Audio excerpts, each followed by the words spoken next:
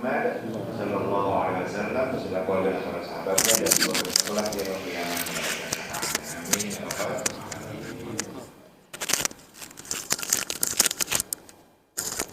Baik jemaah sebelum yang dirahmati Allah, sebelumnya mari sama-sama kita doakan khususnya untuk orang tua kita yang sudah wafat. Semoga Allah lapangkan kuburnya, Allah maafkan kesalahannya dan menjadikan mereka termasuk penghuni surga.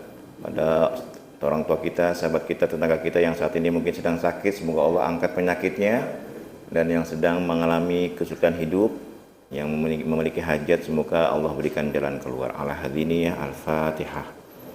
A'udzu billahi minasyaitonir rajim. Bismillah. Iya benar. Siratal ladzina.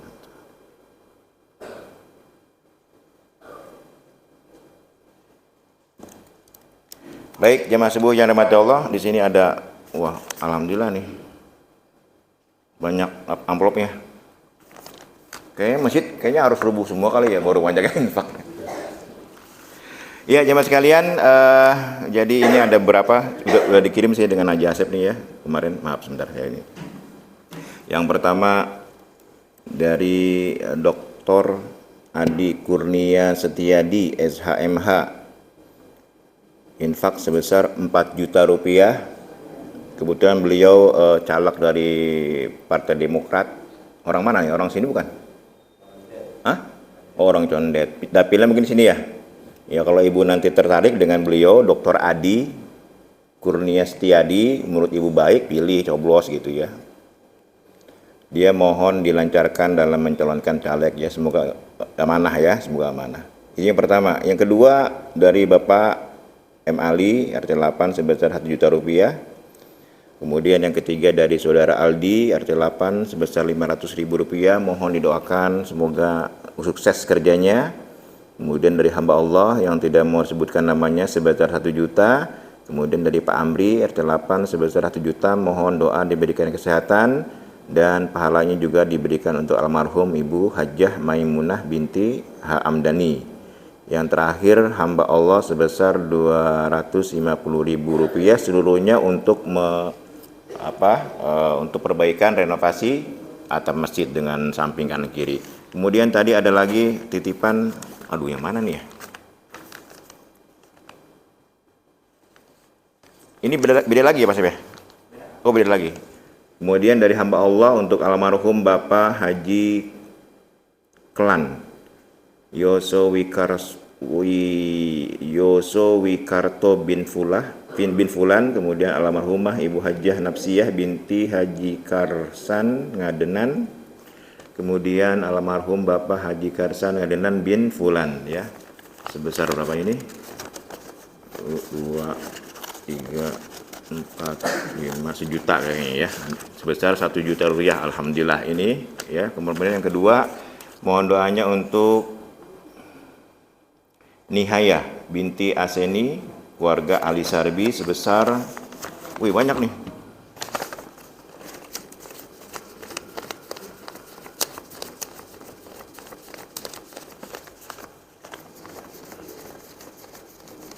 Rp5 juta kayaknya ya, 4 atau 5 juta, nanti dihitung lagi aja ya, kayaknya 5 juta nih ya, 5 juta rupiah. Kemudian infak dari hamba Allah untuk rehab masjid, semoga dimudahkan segala urusannya, minta didoakan untuk kedua orang tuanya. Kemudian yang pertama Ibu Sugiman binti Bunti ini, kurang ngebaca tulisannya ya.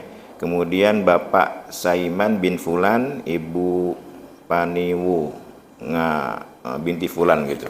Sebesar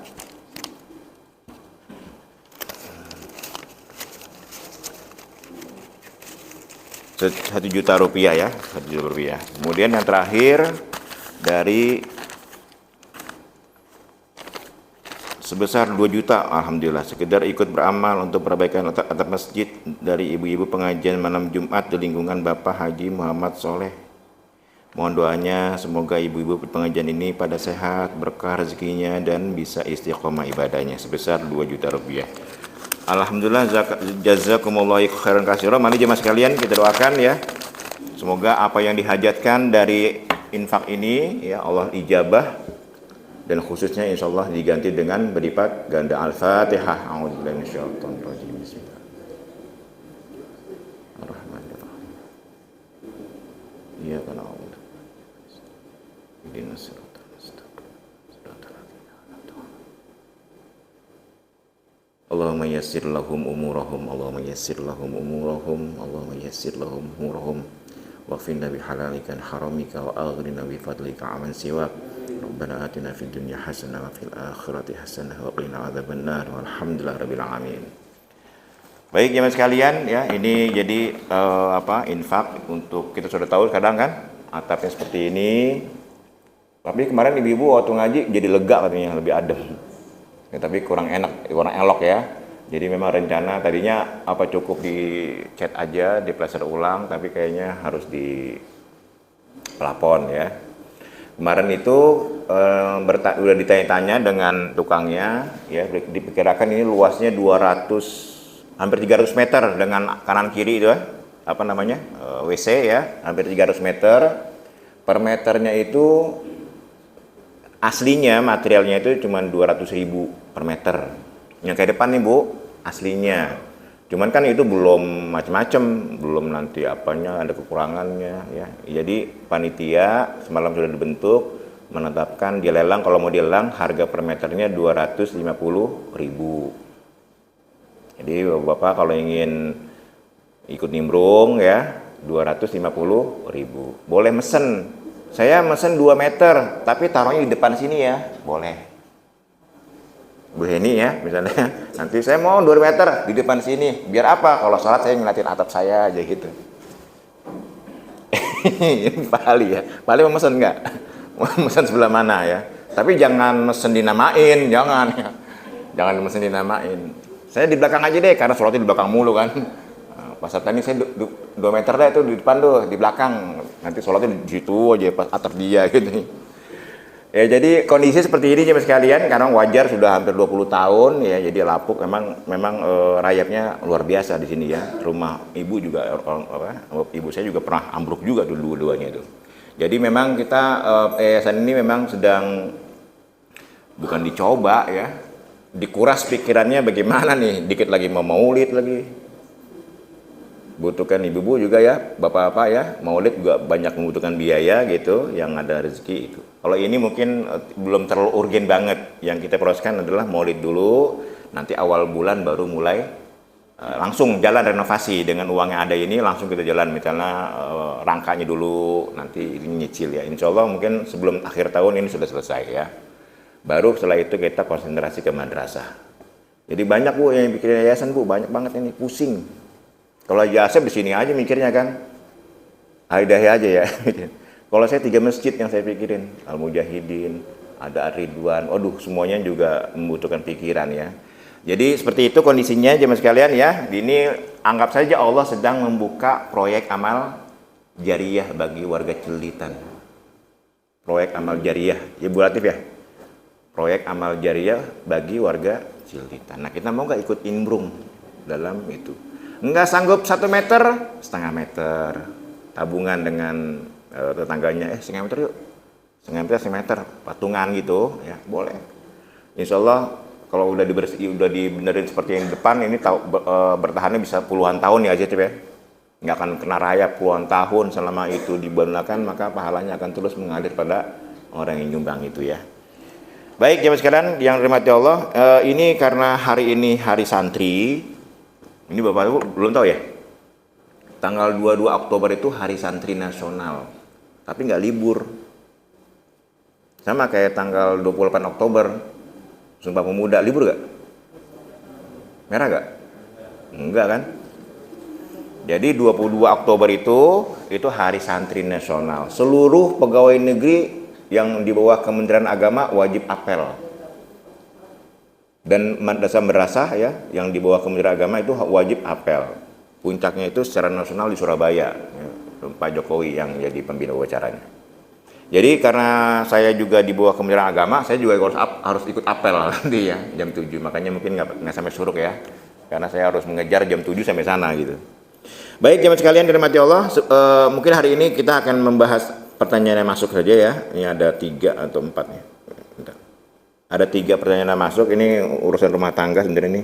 Penting sebenarnya ya, apalagi bagi Bang Nabhan yang belum nikah gitu. Ini sebagai modal sebelum nikah nanti.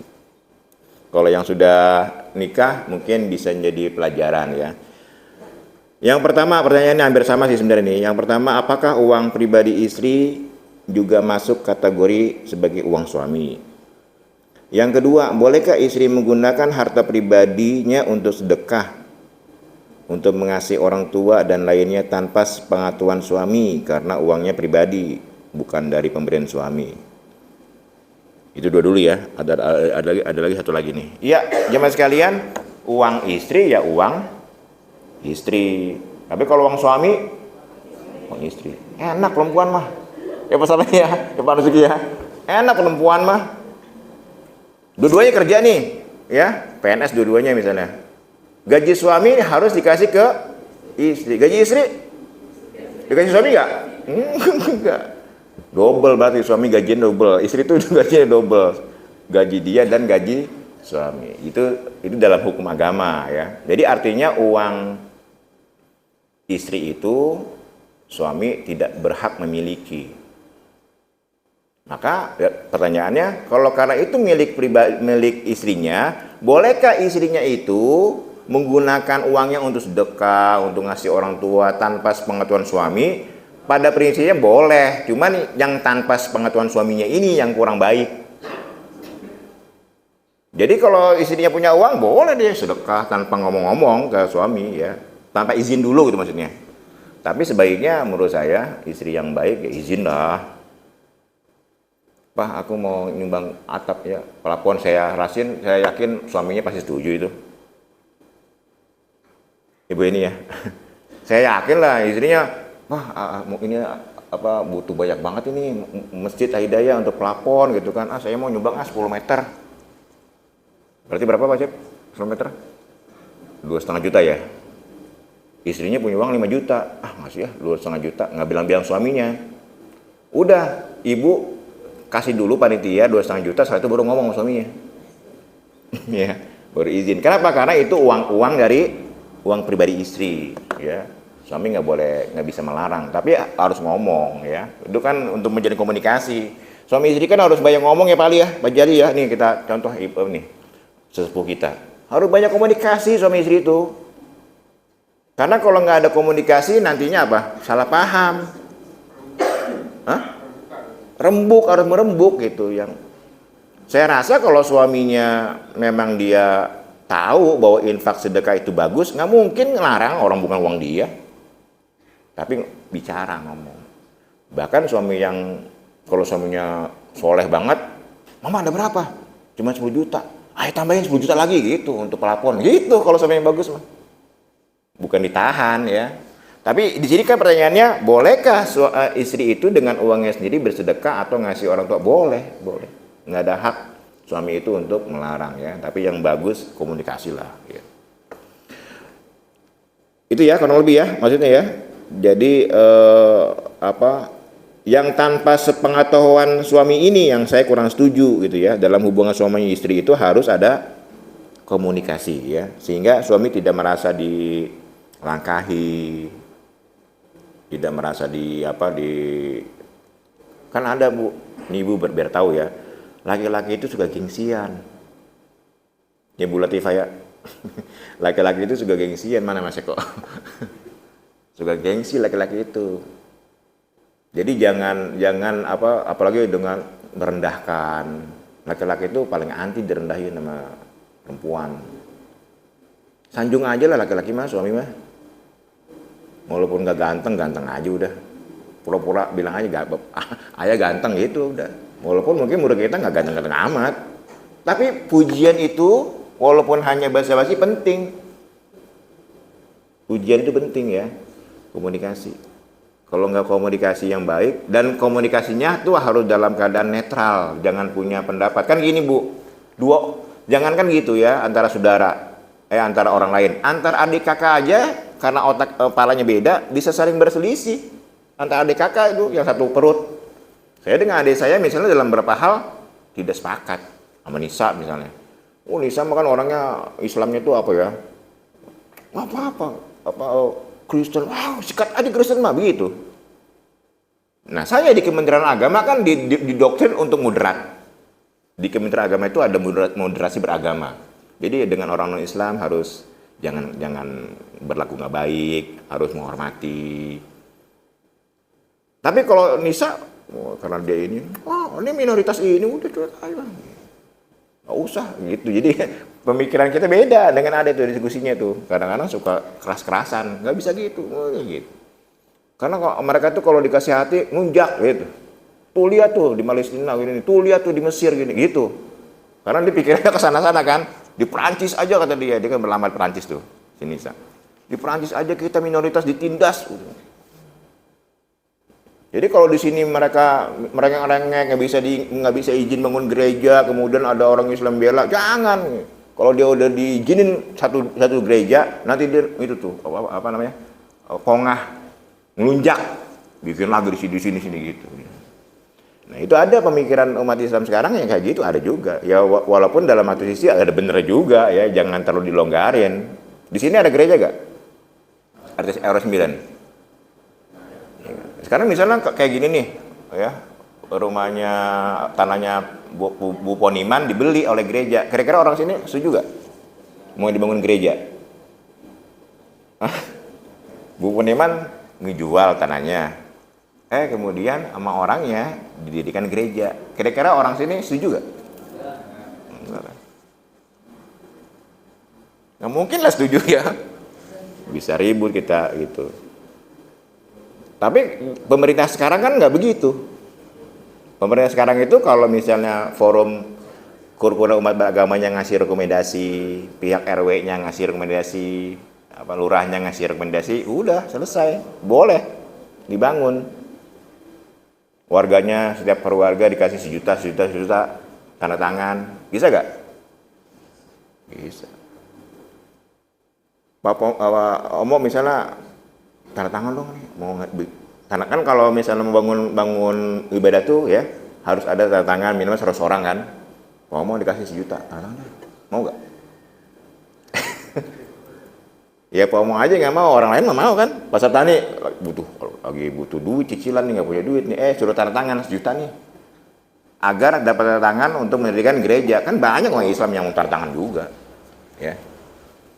Tapi sekali lagi dalam aturan pendirian rumah ibadah itu harus ada kesepakatan warga, ya. Kalau warga itu tidak keberatan boleh, tapi kalau selama itu keberatan nggak akan keluar izinnya, ya. Ya, sekali lagi kembali ke sini ya. Jadi sekali lagi uang ini karena rumah tangga itu biasanya dengan uang, ya. Suami juga tahu diri aja kalau itu memang uang istri, udah jangan terlalu banyak ngatur, terserah dia aja uang dia. Istrinya mertuanya meninggal misalnya, istrinya dapat warisan 1 miliar. Itu suaminya gimana tuh? Pas tadi suaminya kerjanya serabutan nih ya. Suaminya kerja serabutan nyari proyek atau dagang. Tiba-tiba istrinya dapat warisan 1 miliar. Itu suami yang kerjanya serabutan nyari proyek. Mumpung suami bini gue banyak duit, berhenti kerja dia kan? Atau minjem istrinya, minjem dah untuk usaha nih. Itu kalau begitu suami minjem nggak ke istri? Minjem statusnya. Jangan dianggap itu uang bersama pas apa nih ya, jangan. Jadi kalau suaminya dia minjem ke istri karena istrinya baru dapat warisan 1 miliar gitu, minjem dulu dia 50 juta untuk usaha nih. Itu berarti suaminya minjem ke istrinya. Kalau istrinya tidak mengeluarkan, udah pakai aja ya, aku kasih. Kalau dikasih oleh istrinya berarti bukan hutang. Tapi kalau suaminya minjem, hutang namanya, ya. Begitu. Ini sering terjadi seperti itu. Istrinya dapat warisan, ya, sehingga banyak uang, kemudian diatur sama suaminya. Kamu jangan boros gini-gini, ngasih ibu mulu, ngasih adik kamu mulu ini. Jangan ngatur, orang itu uangnya uang istri kok, ya, gitu. Baik, yang ketiga. Assalamualaikum Pak Ustadz. Izin bertanya, ada yang berpendapat lelaki sampai kapanpun milik ibunya. Jika sudah menikah harus tetap berbakti pada ibunya. Benarkah pendapat tersebut? Bagaimana jika ada laki-laki yang patuh sama ibunya setelah menikah sampai ikut campur dalam urusan rumah tangga anaknya? dalam hal keuangan dan lainnya. Bagaimana sebaiknya sikap istri terhadap laki tersebut? Ya, ungkapan laki-laki, anak laki-laki itu sepenuhnya milik ibunya. Benar. Jadi ada hadisnya ya, itu sahih. Hadisnya riwayat Bukhari Muslim bahwa laki-laki sampai kapanpun dia milik ibunya. Ya memang milik ibunya, emang milik siapa? Tapi maksudnya memahaminya, laki-laki selama hidupnya harus berbakti pada ibunya. Jadi maksud dari milik ibunya itu adalah laki-laki harus berbakti pada ibunya walaupun dia sudah menikah. Bagaimana dengan istri? Nah, ada hadisnya yang mengatakan begini ya. Ya Rasulullah, ini setiap saya bertanya, ya Rasulullah, siapa yang paling berhak dipatuhi, dihormati bagi laki-laki di dunia ini? Rasulullah menjawab ibunya. Rasulullah menjawab ibunya. Terus apa lagi? Ibunya. Yang kita sudah dengar hadisnya, ibunya sampai 3 kali, baru bapaknya. Jadi ibu saking Nabi menekankan gitu ya, sampai 3 kali. Artinya apa? Anak laki-laki itu sampai kapanpun harus berbakti pada ibunya. Nah, laki-laki biasanya, jemaah sekalian, saya kalau nasihat pernikahan itu suka begitu, suka ngingetin laki-lakinya itu. Jangan laki-laki sudah nikah dengan istrinya, dengan pilihannya, cantik, mungkin kaya. Laki-laki itu lebih condong kepada istrinya. Ini yang nggak boleh dalam agama. Mas Sabtan ini, dulu punya ibu, ya kan, nikah dengan perempuan cantik, kaya. Akhirnya setelah nikah dia lebih perhatian kepada istrinya. Ini nggak boleh dalam Islam. Kenapa? Karena laki-laki yang pertama harus dihormati adalah ibunya. Bukan berarti suaminya nggak menghormati istrinya, enggak. Jadi kalau ada dua pilihan, mana yang dipilih, ibu atau istri? Laki-laki itu harus milih ibunya dulu pertama kali. Tapi bukan berarti setelah itu meninggalkan istrinya, enggak. Istri tetap diperhatikan karena kewajiban dia sekarang dua, dia ke ibunya juga ke istrinya. Itu dalam hal hubungan kasih sayang ya. Tapi kalau dalam hubungan memberi nafkah, maka suami yang dipilih istrinya dulu, baru orang tuanya. Dalam nafkah loh, dalam materi. Jadi misalnya ada nikah dengan perempuan. Dalam hal kasih sayang, perhatian, kalau ditanya mana yang lebih perhatian, ibu atau istri? Harus milih ibu. Perhatian. Tapi kalau dalam nafkah, dalam memberi nafkah, yang didahulukan adalah istri dan anak-anaknya, baru orang tua dalam nafkah bagi laki-laki. Karena kewajiban pertama dalam nafkah suami itu adalah istrinya dulu, keluarganya dulu, baru orang tuanya. Ya. Nah, apakah laki-laki yang sudah nikah masih berkewajiban memberi nafkah kepada orang tuanya? Bukan kewajiban, tapi ma'ruf, perbuatan baik. Jadi bukan kewajiban, kecuali ya ada kelebihan. Jadi kalau misalnya ada suami, saya punya uang, gaji saya untuk istri sudah cukup, untuk anak sudah cukup, masih ada sisa, nah itu baru diberikan kepada orang tua. Ya, kalau untuk istrinya hanya masih kurang, untuk anaknya kurang, maka suami itu, laki-laki itu belum mempunyai kewajiban memberi nafkah pada ibunya, orang tuanya. Nah, kemudian yang kedua, tadi apa?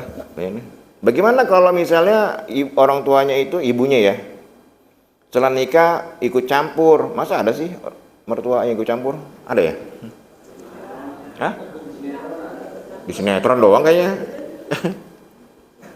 Ya intinya nanti bapak-bapak kalau udah punya mantu kayak Bang Ipin nanti ya, kalau udah punya mantu gitu, nggak usah ikut campur lah orang tua mah. Orang keluarga kita juga udah pusing kan.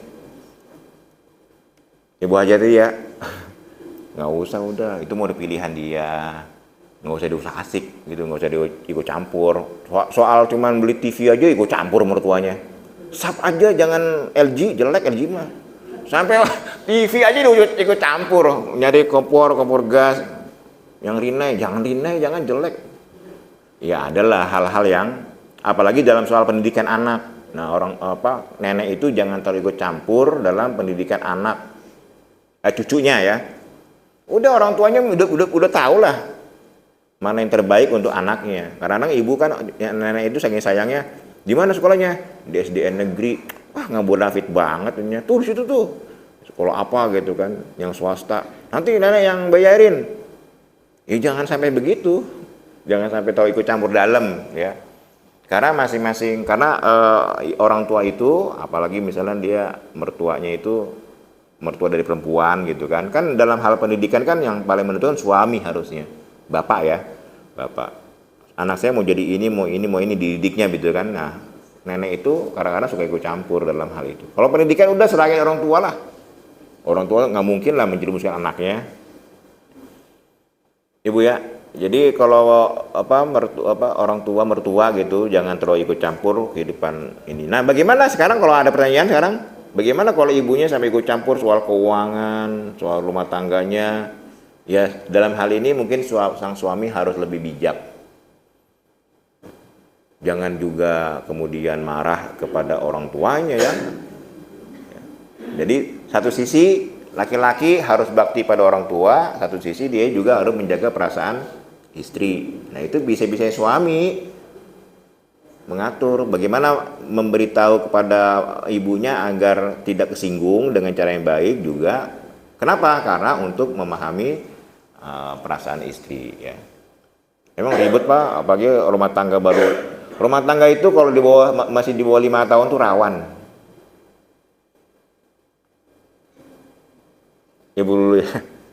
Rawan, 5 tahun tuh ribut mulu dah. Kadang-kadang malah lebih, ada yang 10 tahun masih ribut karena belum nyamain persepsi kan. Ya dua kepala, yang satu sekolahnya di mana? Di negeri, satu lagi di swasta, satu lagi didikannya Betawi, satu lagi didikannya Sunda atau Padang. Wah, menyatukan persepsi itu lama, butuh 5 tahun minimal. Makanya 5 tahun itu rawan ya. Kalau pacaran mah indah semua. Ya Bu ya. Ngorok juga indah aja, merdu suara ngoroknya. Kalau pacaran, pas udah nikah masalah juga tuh, berisik banget saya ini.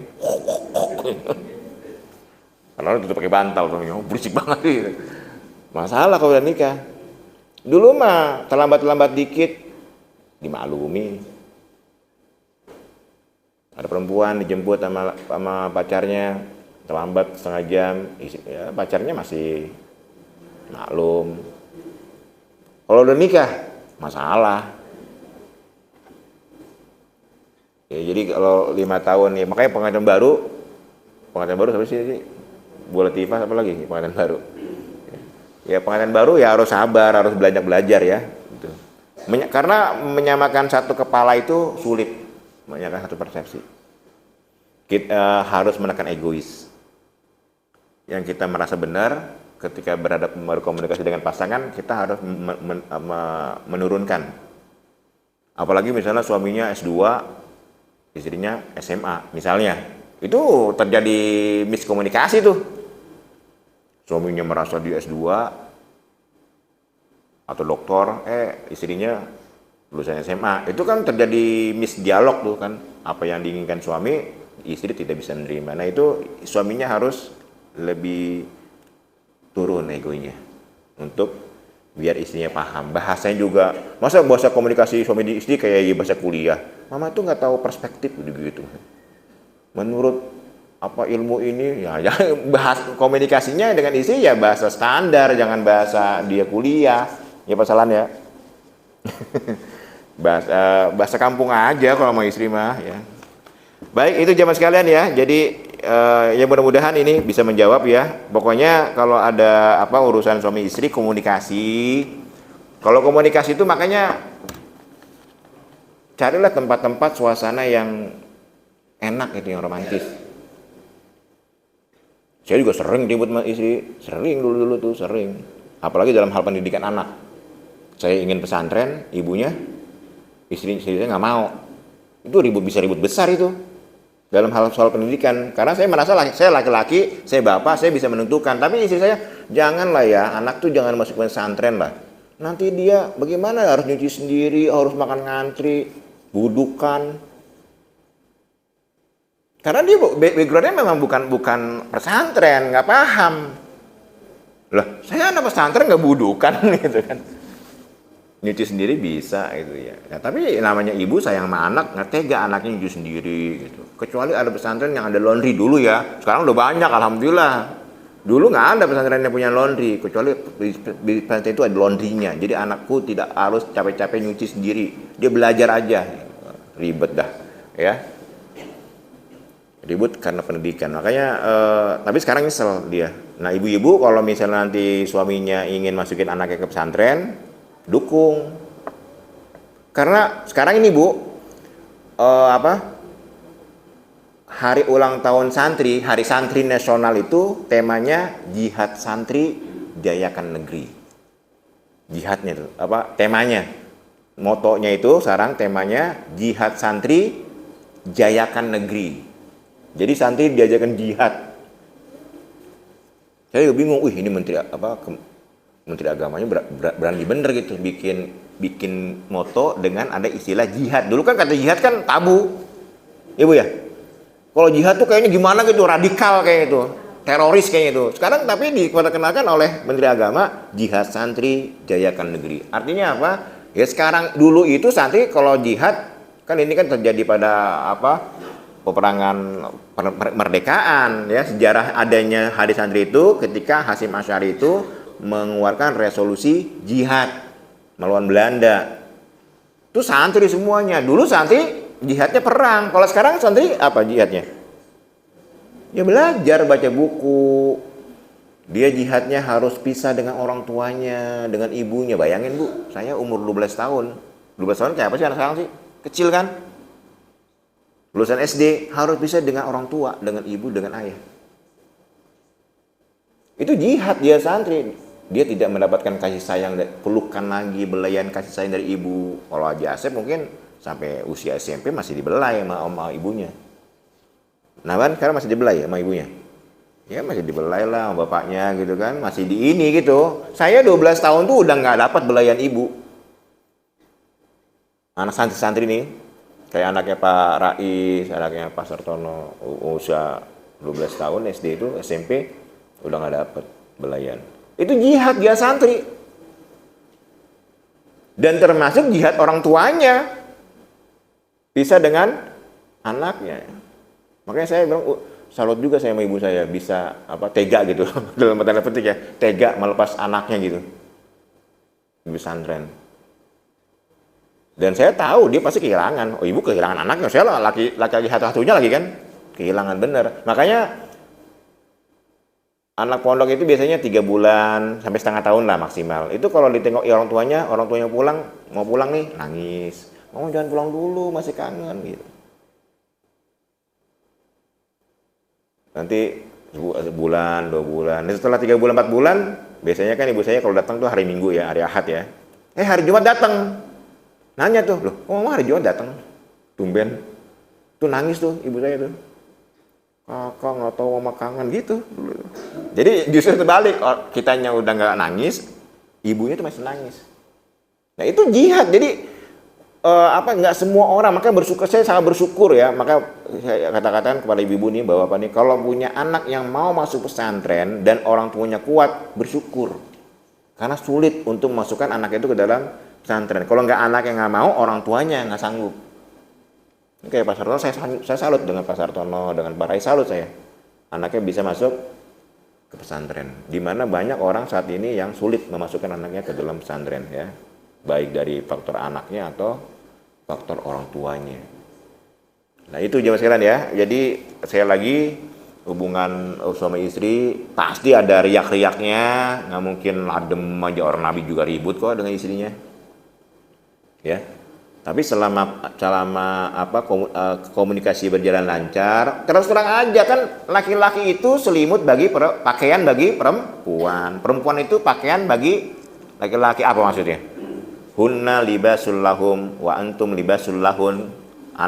Istri kalian itu adalah pakaian bagi kalian dan kalian pakaian bagi mereka. Maksudnya apa? Pakaian itu gunanya itu apa? Menutupi.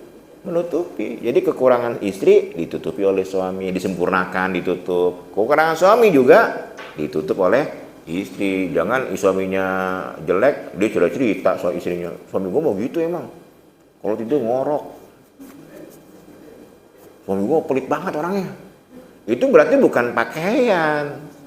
Harusnya ditutupin. Di dalamnya dibenerin ya. Jangan kemudian suaminya pelit ngomong-ngomong istrinya. Lah, istri gue mah tahu tuh keteknya bau banget. Aib istrinya dibuka ke orang, jangan, justru ditutup oleh istri, suami. Sampai saya menikah sampai punya sekarang nih, dulu bapak saya masih hidup, saya nggak pernah tuh ngeliat orang tua saya ribut, berantem, nggak pernah. Tapi pas saya udah nikah, ada masalah keluarga, Iin udah nikah, ada masalah keluarga gitu kan, cerita sama ayah, kamu pernah nggak ngeliat ayah mau berantem? Enggak. Padahal sering kata ayah, padahal sering ribut, cuman anak nggak tahu.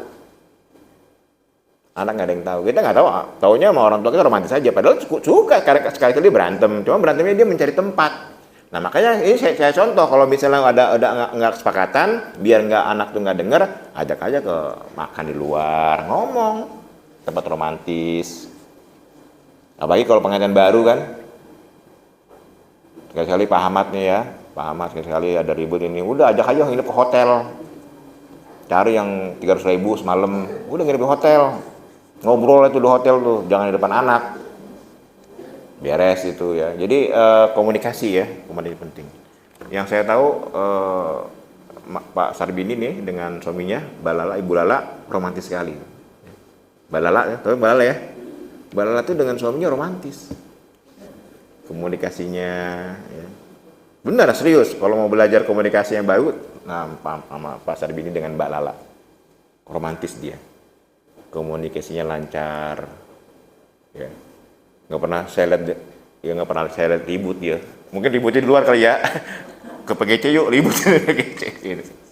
Baik, ini jam sekalian ya, karena saya ada acara ini mengejar jam 7. Ada pertanyaan sebelumnya? Satu pertanyaan deh, Ibu.